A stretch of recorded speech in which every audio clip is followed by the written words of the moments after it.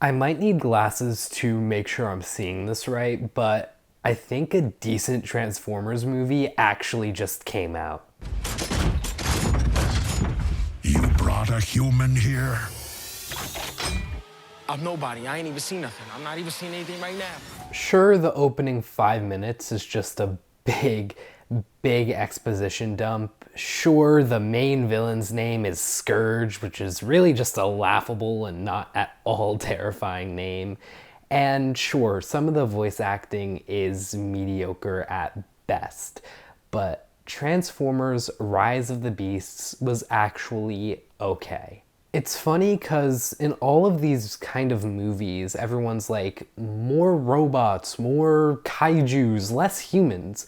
But in this movie, my favorite part was actually the humans. Anthony Ramos and Dominique Fishback are just so compelling and funny and really just have the perfect tone and acting for this movie. They strike the right comedic notes when they have to, they strike the right dramatic notes when they have to, and I just love them equally. Fishback and Ramos. Actually, I do like Ramos a little bit more because I'm biased towards In the Heights, but still, they're both great in this movie, and every time they were on the screen, I was eating it up.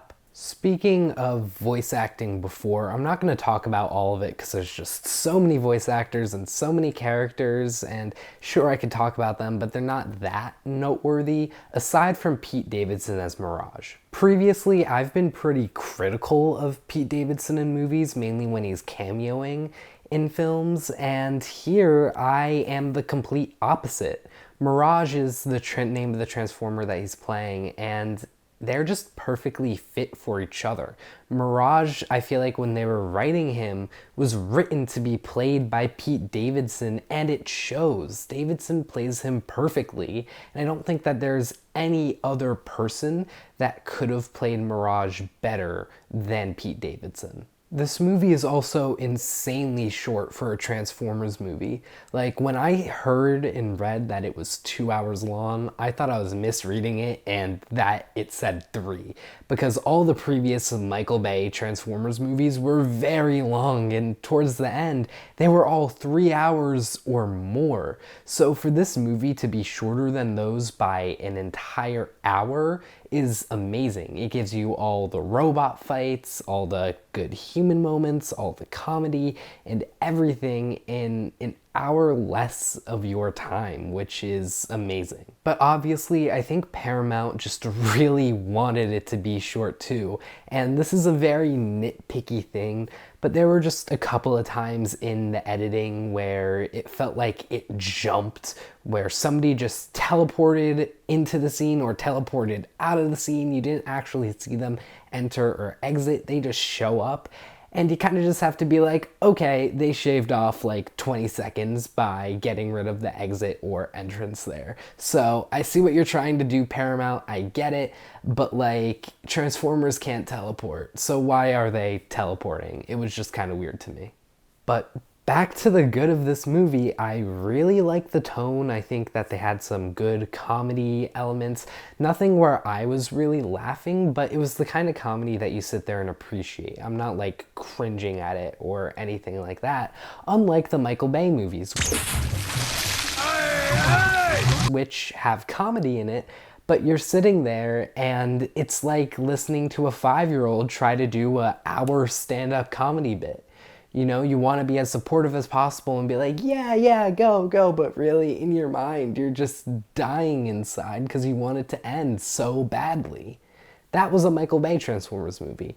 But now you have this, which is like watching a high school improv performance. You know, it's like that level of comedy. But at the end of the day, this movie still has its flaws. It is a Transformers movie after all, and for that, I give it 3 stars.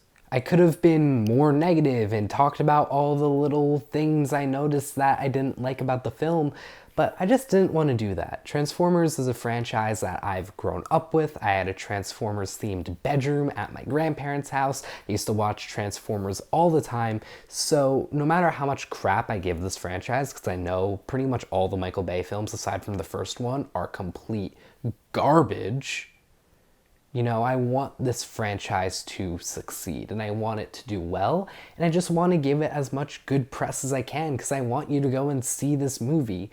So yes, I do have negative thoughts. There's a reason why it is not some 5-star, 4.5, 4-star film. It's a 3-star movie to me. Actually, if you want to hear more about the negatives of this movie, I watched this one video by this guy called The Film Drunk, and I love all the movie reviews that he does.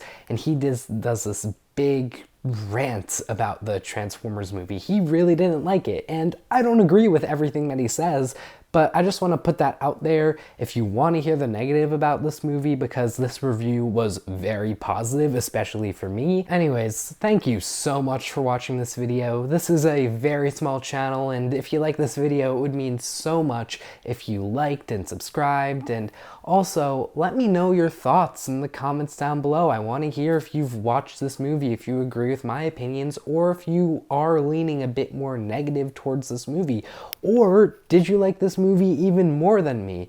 Or another option, are you just not planning on watching this movie because you don't trust Transformers after all the terrible Michael Bay films? I want to hear all of your thoughts in the comments down below.